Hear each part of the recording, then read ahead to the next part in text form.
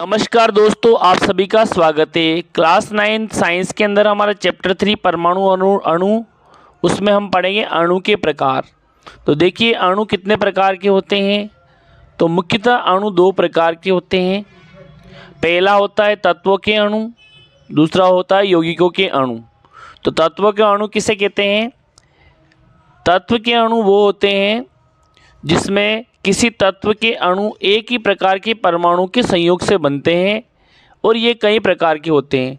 यानी कि तत्व के अणु में एक ही प्रकार के परमाणु रहेंगे तो वो तत्वों का अणु कहलाएगा।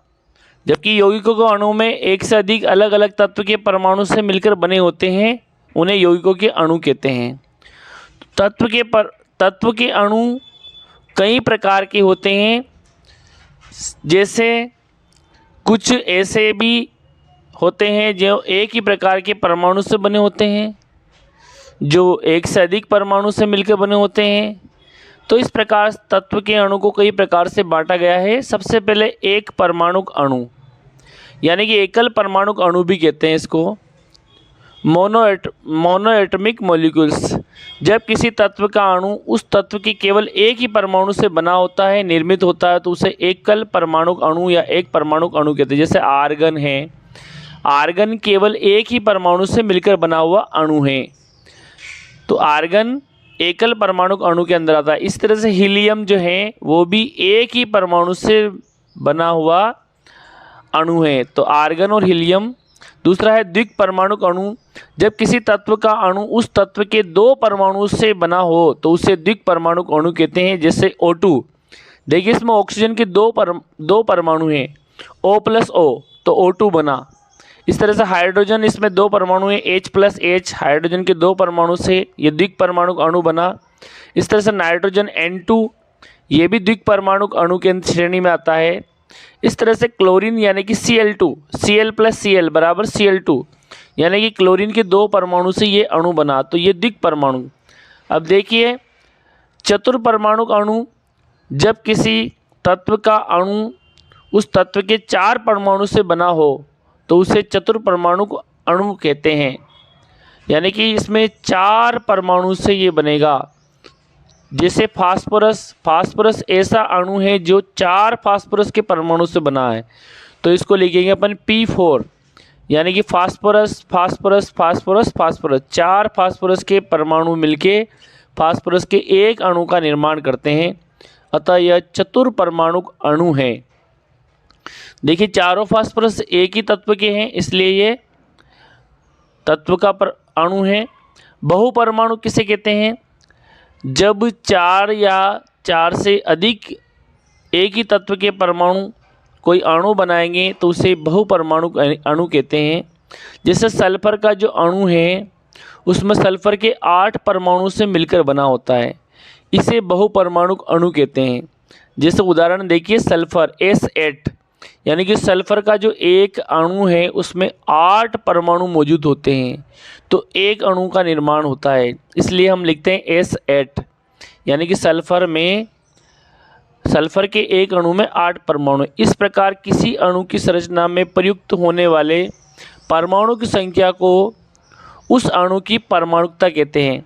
यानी कि जितनी परमाणु संख्या है उसकी परमाणुकता है। तो देखिए फास्फोरस की परमाणुकता 4 है, सल्फर की 8 हैं, यानी कि सल्फर 8 परमाणु से मिलकर बना होता है, इसलिए इसकी 8 परमाणुकता है। फास्फोरस 4 से मिलकर बना होता है, उसकी 4 परमाणुकता है। अब देखिए ओजोन, ये 3 परमाणु से मिलकर बना होता है। ओजोन का अणु ऑक्सीजन के 3 परमाणु से मिलकर बना, इसलिए इसकी परमाणुकता कितनी हुई? 3, यानी कि ओजोन का एक अणु ऑक्सीजन के 3 परमाणु से मिलकर बना होता है, यानी कि O+O+O, यानी कि 3 परमाणु से एक ओजोन के अणु का निर्माण हुआ, अतः ये त्रिक परमाणुक अणु की श्रेणी में आता है, अतः इसकी परमाणुकता 3 है। अब हम दूसरे नंबर का हमारा यौगिकों के अणु की बात करते हैं। तो देखिए यौगिकों के अणु, जैसा कि पहले ही बता दिया, भिन्न भिन्न तत्व के परमाणु एक निश्चित अनुपात में जब जुड़ेंगे तो यौगिकों के अणु का निर्माण करते हैं। यानी कि इसमें अलग अलग तत्व के परमाणु एक निश्चित अनुपात में जुड़ के यौगिकों के अणु का निर्माण करते हैं। तो तत्वों के अणु में एक ही प्रकार के परमाणु रहेंगे, जबकि यौगिकों के अणु में अलग अलग तत्व के परमाणु निश्चित अनुपात में जुड़ेंगे तो यौगिक बनाएंगे।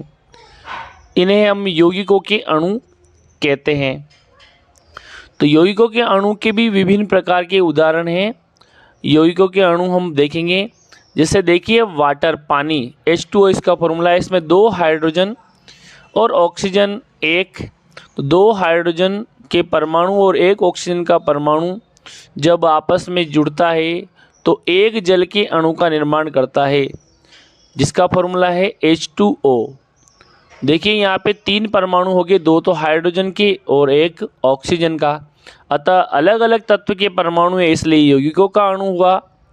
देखिए हाइड्रोजन का जो इसमें जो हम देखेंगे तो हाइड्रोजन की संख्या 2 है और ऑक्सीजन की संख्या 1 है और दोनों अलग अलग तत्व के परमाणु हैं।